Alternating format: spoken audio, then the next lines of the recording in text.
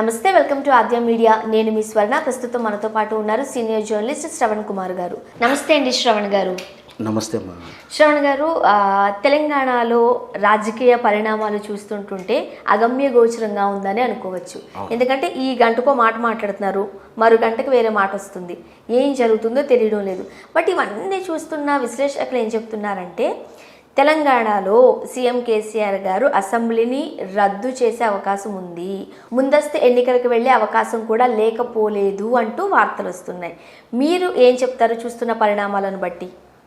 వాస్తవానికి తెలంగాణలో ముందస్తు ఎన్నికల్లో అనేది విశ్లేషకుల వాక్య కన్నా ముందు ప్రతిపక్షాల వాక్య. అది ముఖ్యంగా ఏంటంటే ఇక్కడ ప్రధానంగా ప్రతిపక్షంగా ఉన్నటువంటి కాంగ్రెస్ పార్టీగా వ్యవహరించాలి. అయినప్పటికీ ఇక్కడ పబ్లిక్లో మాత్రం వాయిస్ వినపడేదంత ఎక్కువ కూడా బీజేపీదే ఉంది. ఇక్కడ బీజేపీ వాళ్ళు ఏంటంటే హార్డ్ కోర్గా ఉంటారు.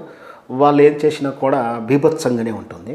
ఫస్ట్ వాళ్ళది ఏంటంటే ప్రాపగండ మీద రాజకీయాలు చేస్తుంటారు. ఇక్కడ దాంతోపాటు కేసీఆర్ యొక్క సైకాలజీ కానీ సైకారిక అడుగులు కానీ గతంలో జరిగిన అనుభవాల దృష్ట్యా వీళ్ళు అంచనా వేయడంలో తప్పేం లేదు. దాంతోపాటు వీళ్ళు మైండ్ గేమ్ అని ఒకటి ప్రిన్సిపల్ మీద రాజకీయాలు చేస్తున్నారు. సరే ఈ తరం అంటే సుమారు ఒక 10 నుంచి 20 సంవత్సరాలు 10-15 సంవత్సరాల నుంచి చెప్పవచ్చు ఈ మైండ్ గేమ్ రాజకీయం అనేది బాగా అయింది. అంటే ఎదుటి వారిని కన్ఫ్యూజ్ చేయడం, లేదా వాళ్ళు మన మీద కాన్సన్ట్రేట్ చేయకుండా ఇంకో పని వాళ్ళు వేరే చేయడం, ఇదంతా కూడా ఎత్తుకు పై ఎత్తు రాజకీయాలు చేస్తున్నారు. ఇక్కడ వచ్చిన సమస్యలు ఏంటంటే ఇక్కడ ఎవరు కూడా సామాన్యుడే రాజకీయ నాయకులు, అమాయక రాజకీయ నాయకులు లేరు. ఇక్కడ కేసీఆర్ గారు అపరచాణిక్యుడు, అక్కడ చూస్తే జాతీయ స్థాయిలో నరేంద్ర మోడీ అండ్ అమిత్ షా ఇద్దరు కూడా ఉన్నారు. వాళ్ళు ఆరుతేరిన అక్కడ సమౌజ్జులే అంతకు మించినటువంటి ప్రాంతీయానికి పరిమితమైనటువంటి ఈ రోజు ప్రాంతీయానికి పరిమితమైనటువంటి కేసీఆర్ గారు తక్కువ లేదు. ఎందుకంటే తను వేసినటువంటి ఏ ఎత్తుగడ కూడా ఫెయిల్ అయినట్టు అనిపించినా దాని ఫలితాలు మాత్రం భయంకరంగా ఫలితాలు రావడంతో ఎదుటి వారికి ఆ ఫలితాలు ఆశ్చర్యపడే సందర్భాలు చాలా ఉన్నాయి. సో ఈ విధంగా జరుగుతున్నప్పుడు ఈ మైండ్ గేమ్ ప్రిన్సిపల్లో దాంతో ప్రకారం లేదా గతంలో చేసినట్టు ముఖ్యంగా చెప్పాల్సిందంటే గతంలో ఏం చేశాడంటే కేసీఆర్ గారు షెడ్యూల్ ప్రకారం 2019లో మనకి ఎలక్షన్స్ రావాలి. అయినప్పటికీ ఆయన ముందస్తుకు వెళ్ళి సుమారు సంవత్సరానికి కన్నా ముందు 13 నెలల ముందు ప్రభుత్వాన్ని అన్నపలంగా రద్దు చేసి ముందస్తు ఎన్నికలకు వెళ్ళడం అనేది ఎదుటి పార్టీ అంటే ప్రతిపక్షంలో ఉన్నటువంటి కాంగ్రెస్ కానీ ఆ రోజున్న బీజేపీ లాంటిది కానీ ఇంకా తెలుగుదేశం కొంచెం ఆ రోజుకి కొంచెం యాక్టివిటీలో ఉన్నట్టు చెప్పాలి. ఇంకొకటి దాంతోపాటు ఆ రోజుల్లో ఉన్నటువంటి క్రియాశీలకమైన పార్టీ ఇప్పుడు మనకు వినిపిస్తలేదు, కానీ ఆ రోజుల్లో ఇంకా కీలకం కానిటువంటి రేపు అధికారంలోకి వస్తుందా అని చెప్పి కోదండరామ్ గారి పార్టీ ఉంది కదా, ఆ పార్టీ కూడా ఇంకా వాళ్ళు విధానాలు కానీ అసెంబ్లీ సెగ్మెంట్ వాదిగా ఏమీ అలాట్ కాకముందుకే కేసీఆర్ అది గ్రహించి వీళ్ళు సెల్టప్ అయ్యే లోపలే ఎన్నికలు ప్రకటించడం, తాను ముందస్తుగా ప్లాన్ చేసుకుని ఉండడం. దీనిన్నిటికన్నా ముఖ్యమైన కారణం ఏంటంటే 2019లో సాధారణ ఎన్నికలతో పాటు ఎన్నికలు వస్తే అంటే సాధారణ లోక్సభ ఎన్నికలతో పాటు వస్తే లోకసభ ఎన్నికల వేవ్లో నరేంద్ర మోడీకి వేవ్ ఉందని, బీజేపీకి పాజిటివ్ ఓటు ఉందని, అక్కడ హిందూ మత ఓట్లే కాదు అభివృద్ధి సాంకేతికమైనటువంటి ప్రచారాలతో పాటు మోడీ ముందస్తుగా పాటు అసెంబ్లీ ఎన్నికలు జరిగితే ఆ అసెంబ్లీ ఎన్నికలు కాస్త లోకసభ ఎన్నికలు ప్రభావితం చేయి అవి ఇక్కడ టీఆర్ఎస్ కన్నా బీజేపీ కొంచెం లీడ్ వచ్చేలా ఉంది, లేదా అనుకునే స్థాయి కన్నా ఎక్కువ వస్తుందేమో అని ఒక అంచనా వేసుకొని ముందస్తు అసెంబ్లీని స్కిప్ చేసి ముందస్తుకి ఎన్నికడం జరిగింది. ఇప్పుడు టీఆర్ఎస్ ఎందువల్ల పుట్టింది? మనకు ప్రత్యేక తెలంగాణ కోసం, రైట్? సో తెలంగాణ మాకు సొంత రాష్ట్రంగా కావాలి అనే నినాదంతో టీఆర్ఎస్ పుట్టింది. ఇప్పుడు ఈ టీఆర్ఎస్ బీఆర్ఎస్గా మారిన తర్వాత వస్తున్న ఎన్నికలు ఇవి. సో ప్రజలు ఎట్లా యాక్సెప్ట్ చేస్తారు అనేది కూడా ఒక క్వశ్చన్ మార్కే. ఇక్కడ ఇప్పుడు 2023 ఎన్నికల దృష్టి ప్రశ్నించాల్సిన విషయం అయినప్పటికీ ఇక్కడ మనం ప్రస్తుతానికి ముందస్తు ఎన్నికల దృష్టి మాట్లాడుకున్న తర్వాత ఆ ప్రశ్నకు సమాధానం చెప్తాను. ఇక్కడ అక్కడ ఉన్నటువంటి ఈక్వేషన్ ప్రకారం అలా ముందుకు వెళ్తే మన పరిస్థితి ఏమిటి అని చెప్పి సుమారు 2 సంవత్సరాల తర్వాత 2.5 సంవత్సరాల తర్వాత అన్ని పార్టీలు కూడా ఇప్పుడు అలాంటి ఏ క్షణంలో ఎన్నికలు వచ్చినా మీరు సిద్ధంగా ఉండాలి. అన్ని పార్టీలకు కూడా రెడీగా ఉండి వాళ్ళు దాని దగ్గర కార్యాచరణ చేస్తూనే ఉంటూ, ఇంకొకటి ఏంటంటే ఇక్కడ బీజేపీ అన్ని రాష్ట్రాల్లో అటువంటి విధానం ఒకటి ఉంది.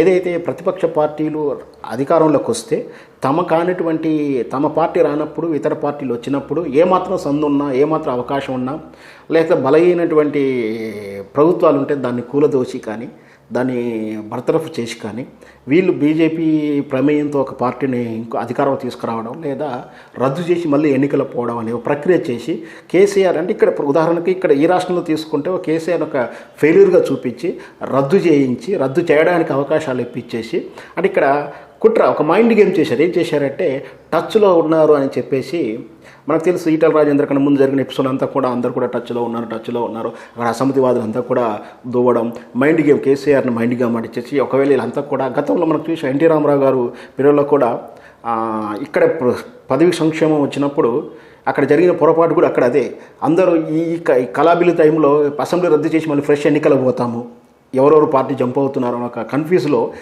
ఎన్టీ రామారావు ఒక స్టేట్మెంట్ ఇచ్చారు. ఏంటంటే అసెంబ్లీ రద్దు చేస్తున్నాం మళ్ళీ ఫ్రెష్ ఎన్నికలు పోతామంటే నిన్నగాక మనం వచ్చినామో ఎన్నికలు చేసుకొని మళ్ళీ ఎన్నికల్లో పోతే మనకు అక్కడ డబ్బులు లేవు అన్న దృశ్యంతో ఆ కాస్త మంది కూడా చంద్రబాబు వర్గంలో చేరిపోయినట్టు. సో ఇలాంటి కన్ఫ్యూజ్ కేసీఆర్కి ఇచ్చేసి ఆయనని బలతా కొట్టేస్తానికి ప్రయత్నం చేసి ముందస్తు ఎన్నికలు టచ్లో ఉన్నారని చెప్పి ఈ మైండ్ గేమ్ అనే తరుణంలో ఆ రోజు నుంచి ఈ రోజు వరకు అదే వినిపిస్తుంది. కేసీఆర్ త్వరలో అసెంబ్లీ రద్దు ముందస్తు ఎన్నికలు పోదామని.